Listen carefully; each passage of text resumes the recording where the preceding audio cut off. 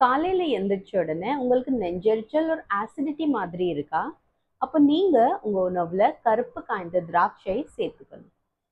வணக்கம் ஹோமியோபதிக் பிரியர்களே, நான் doctor Divya Thangaraj, MD homeopathic consultant.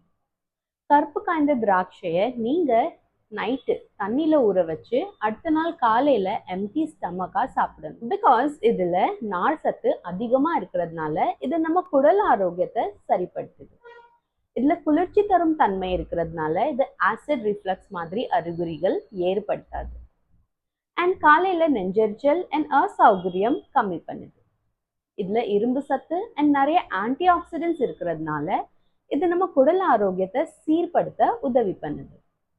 இந்த மாதிரி பிரச்சனைகள் உங்களுக்கும் இருந்து அண்ட் அதுக்கு நீங்க ஒரு தீர்வு தேடிட்டு இருந்தீங்கன்னா 1-to-1 செஷனுக்கு அப்பாயின்மெண்ட் புக் பண்ணுங்க.